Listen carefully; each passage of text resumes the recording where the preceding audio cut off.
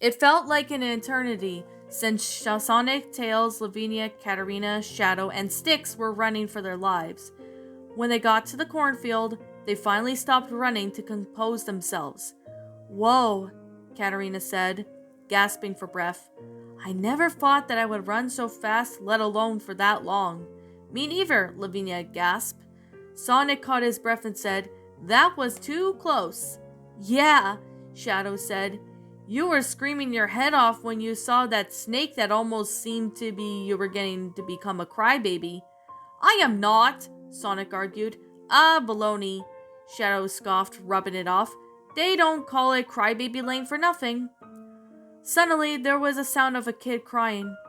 It spooked the group for a bit, but when they remembered that the legend they were told forehand, if someone were to be at Crybaby Lane during the night, they would hear a kid crying. What was that? Lavinia asked. That sounded like Victor, Styx explained. He's crying for help. Then that means we're getting close, Sonic said. Yes, but where is the grave? Shadow asked. They were not entirely sure themselves, so they looked around the cornfield. When Tails looked to see a lonely tree, his eyes flew open.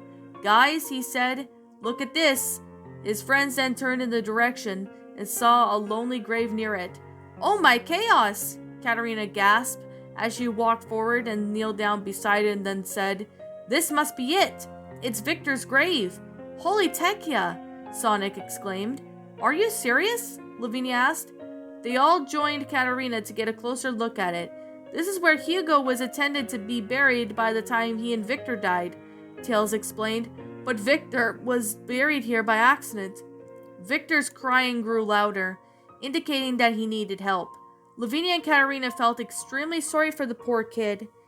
He sounds like he's in trouble, Lavinia said. Her younger twin sister nodded and stared sadly at Victor's grave. Don't worry, Victor, Katarina said, reassuring him. We're here to help you. He looked at her older twin sister, and then said, You ready, big sis?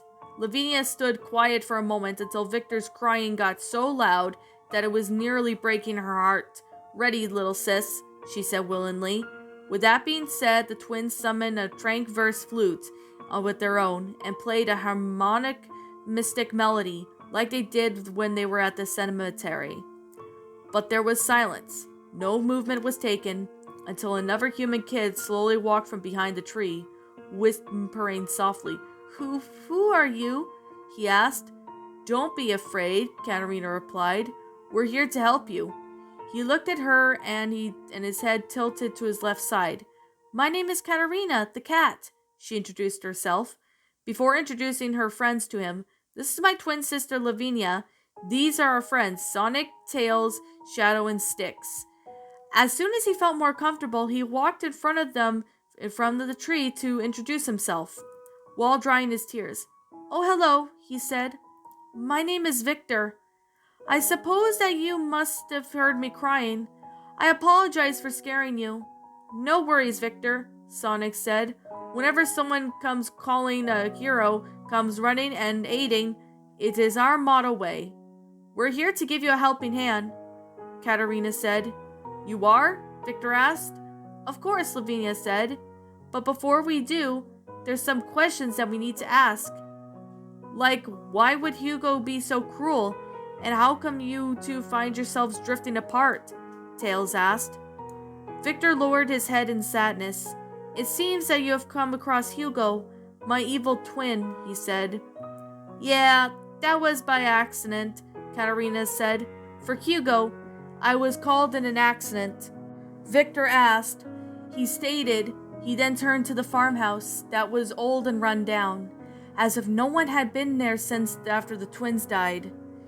Since he was too a ghost, he began to float his way there, but he stopped and looked at the group. Come with me, please, he said. They followed him towards the farmhouse, just a mile away from the dirt road. Styx recognized it almost immediately, as if she and her friends got closer. I think I remember this, she said. This was part of the legend. Victor turned around to the heroes and began to attempt to explain his story. This farmhouse was where me and Hugo were born, he said. and lived for a short time. He floated over to the house and invited Sonic and his friends inside as well. Once inside, they found a place dirty and decaying. "This looks like it's seen better days," Shadow said to himself. Sonic knew that something in the staircase. It looked like a stuffed animal with its head torn off with its body. He then walked over to it and kneeled down closely. "This stuffed animal," he said. "Was it Hugo who did this?" "He was the meanest brother I've ever had," Victor answered. "When I got something nice, he destroyed it right in front of me, including my stuffed animal." The blue hedgehog felt a wave of sympathy for the poor ghost kid. They all went up to the stairs to the twins' bedroom, where they spent all their life. "You see," Victor explained, "ever since we were born, Hugo and I were sheltered by our parents. Our mother was a nurse for a hospital while our father was a farmer. We were falling on hard times. Mom lost her job as a nurse because of my brother, who wanted nothing more to control our family. I wanted no involvement in his cruelty. But just because we refused together, I couldn't do anything about it. When I tried to speak up, Hugo would shove worms in my mouth and force me to eat them. It was gross. It was despicable. It was horrifying. Our father was the only person who did not want Hugo to take control of the household. No matter how hard he tried to take back control, Hugo would imitate him, mocking his appearance and career as a farmer. For years, I couldn't stand the thought of being together with my brother another day. He was considered a bully in the family. After we died from influenza, our parents separated us, but they accidentally buried Hugo in the cemetery and me in Crybaby Lane. Yes, this is called Crybaby Lane. It is the name of the road near the field where we were buried. For years, I have been crying and waiting for someone who could help me. I was beginning to lose hope, knowing that I would not find peace. That was until I heard someone brave, yet foolish, to help me." Victor looked at Katerina, who stared in awkwardness. "I wonder who the fool is now?" Lavinia asked, sarcastically, having enough with the accusation. Katerina flew her hands up and said, "Look, I'm sorry, okay?" She then walked up towards the withered bed and said, "We've been through this before. We got an evil spirit of an evil twin versus the 21st century. And how bad could it possibly be?" "Pretty bad," Victor stated. "What do you mean?" Tails asked. "I sense that my brother is approaching Crybaby Lane," Victor answered. He looked out the window and saw his ghostly twin floating out to the lane. "We must hurry back to my grave," Victor said. "Come on." They ran out of the bedroom and went downstairs and out the farmhouse and to the dirt road. Once they made it back to the grave, Victor said, "You must go underground where my skeleton is laying and find the root of it that is wrapped around it and cut it. But don't like the sound of this," Lavinia said, feeling squeamish. "How are we going to do that?" Katerina asked. "We might not have time to dig a hole." "Allow me," Victor said. He summoned a warp pole that led to the underground. Both Lavinia and Katerina, as well as their friends, were impressed with the magic. "How did he do that?" Styx asked. "I am a spirit," Victor replied. "I have the power to create warp holes. Nobody knew it, sadly."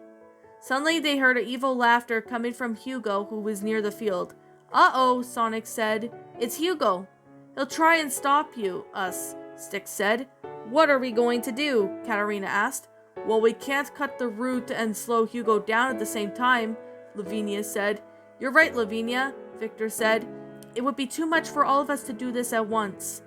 So you and Katerina go underground and cut the root, while Sonic, Tails, and Shadow and Styx will distract Hugo." Sonic looked at his sisters, who turned to look at him as well. They immediately shared a sibling hug. "Good luck, girls," Sonic said. "Thank you, Sonic," Lavinia said. "Thanks, Sonic," Katerina said. They left their hands out, allowing Tails, Shadow, and Styx and Victor to pull out their arms in, and they wished each other the best of luck before Lavinia could walk up close to the warp hole with Katerina. They looked at each other as if they were in front of the warp hole in silence. "We're in this together," Lavinia said, holding out her hand to her younger sister. "Until the end," Katerina said. Grabbing hold of her sister's hand, without any hesitation, they jumped up through it, leading them to underground. Sonic, Tails, Shadow, Styx, and Victor stayed behind and waited for Hugo to arrive. Once he did, he saw his twin brother's spirit. My, Hugo said. If it isn't my twin brother Victor, being a crybaby as usual. You don't get any way with it for trying to hurt my friends, Hugo. Victor scolded him. We're ready for you, Hugo, Sonic said, preparing to fight. Come on down, we'll have it out. Out of nowhere, Hugo began laughing so hard that he could not catch his breath right away. What's so funny? Shadow asked. You want me to fight you? Hugo asked, mocking the blue hedgehog. Are you gonna fight us or not? Styx demanded. The evil twin stopped laughing and said, I don't want to get my hair messed up, so why don't I leave you all to play with your friends while I talk with my brother? Suddenly out of the cornfield they came their hypnotized friends, controlled by Hugo himself. This threw Sonic and the gang off guard when they realized that they had to fight them. I can't do this, Tails said. His voice sounded shaky. Come on, guys, Shadow said determinedly. We have to fight them. Hugo is controlling our friends. It is the only way to buy Lavinia and Katarina time. Hearing the ultimate life form on what he had to say, Sonic's willpower rose, and he said, Shadow's right. We'll take care of them. Let's go. Sonic and Tails and Shadow and Styx wasted no time to fight for their friends. Despite their reluctance, they understood that they were possessed by Hugo, and that they had no choice regardless. Rouge tried to kick Shadow in the head, but dodged all of her kicks. Sorry, Rouge, my sweetheart, he said. He summoned a lightning bolt and shouted, Chaos Spear! He threw it at her, causing her to fall to the ground in shock, while Amy swung her hammer at Sonic and said, I'm sorry, Ames. He swept her off of her feet as she fell to the ground, causing Cream to send Cheese to attack the blue hedgehog. But he dodged the Chaos attempts to bring him down. His best friend came to the rescue and used his tails to throw Cream off of balance. Styx then used her boomerang to distract the Chaotrix. When it came flying back, it bumped them in the head. While they were battling their friends, the heroes were just about overwhelmed with exhaustion. No matter how many times they got knocked out, they were under Hugo's control and their friends got up and ready to fight back. Seeing this, Sonic realized that the cat twins must keep up the pace. Lavinia, Katarina, hurry! He muttered. All they could do was keep fighting until the cat twins could find their roots and cut it out of so Victor, the good twin, could finally find peace.